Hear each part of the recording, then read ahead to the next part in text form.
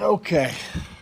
Erik, was there something you saw or something that particularly you guys did to get that volume of threes and the success with threes, or just a night when the shots are falling? Hold on one sec. Oh, I see. Yeah, I don't know. Look, it doesn't have to be that. Obviously, every night for us, as long as we're aggressive in taking open shots and playing at the appropriate pace, I think it's also important to, read the game. We've had games where we've had 70 plus in the paint and a lot of shots at the rim. This team does a great job, protecting the rim, and I thought we took the right shots. It always helps if it goes down, but you have to trust the process on that. And the bigger story I think was the defensive activity through the first 3 quarters ish. I loved what the starters brought from an energy standpoint. Davion on the ball, but he's so unique and tough on the ball against some of the best players in the league. And then Wiggs and Bam were so active also, and I thought Tyler and Norm did a very good job, and either on the weak side or when they were called up into screens. It was really good to see the starters respond, the way they did. I really liked what they did at the start of the third quarter too. Now obviously, you want to see the second unit, put that game away, at the end of the third and beginning of the fourth. But those are high-class challenges, and hopefully we have a lot more of those that we can work through.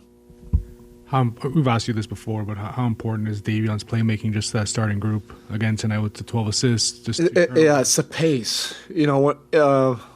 Every time there was an opportunity for us to extend a lead in the open court, he was just making all the right reads. The kick-ahead passes, the cross-court passes, pushing it, getting in the paint and kicking out.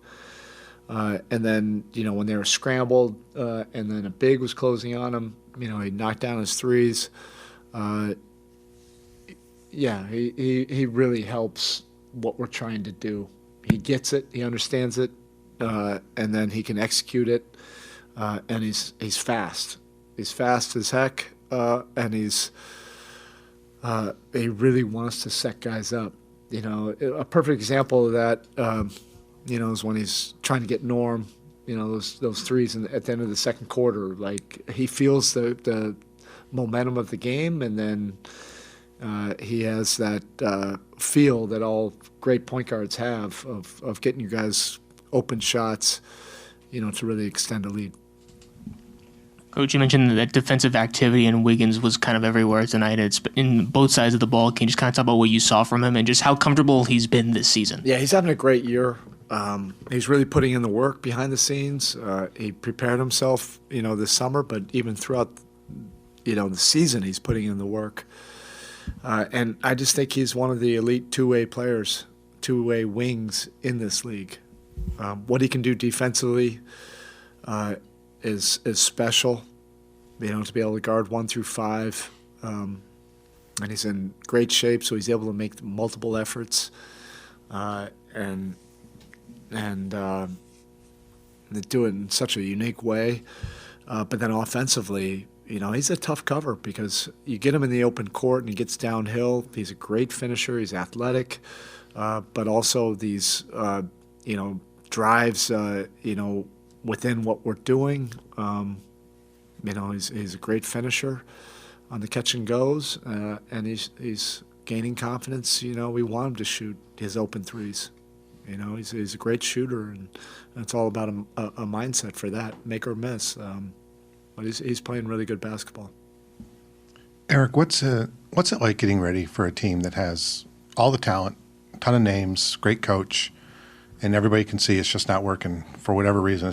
They just haven't clicked yet. What's it like getting ready for a team when you know what the talent level is and it just, for whatever reason, it's just not happening? Yeah, there's a fine line in this league. And particularly now where there's parity and way more teams going for it, and then you're seeing this new wave of teams that haven't necessarily been at the top of their conferences that see opportunity. You have a lot of younger, ambitious teams, but those are Hall of Famers over there.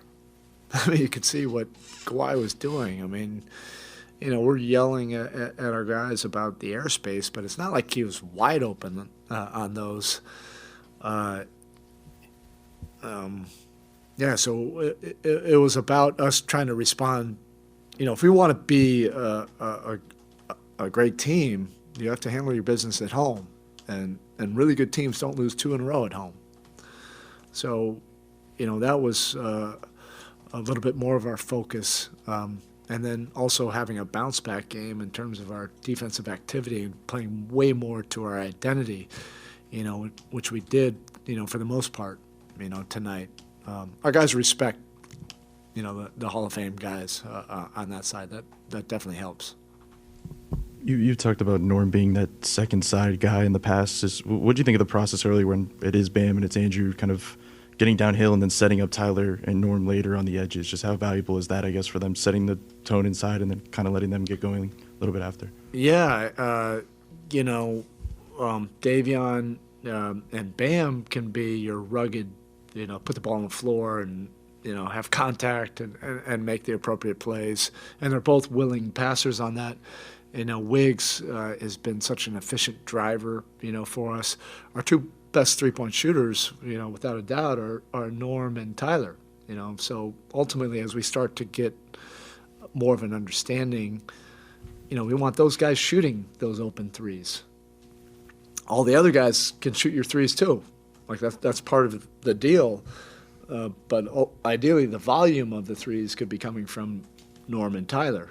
But they're both really good at putting the ball on the floor as well. So there's a little bit of a dance with that. That'll all, work itself out. Have you been able to get any report on Pella and just what happened? No, it's a sprained foot. He says that he'll be all right. Don't they all say that? But at least, the initial prognosis from him and the trainers are that, he should be okay. All right. Thank you. Thank you.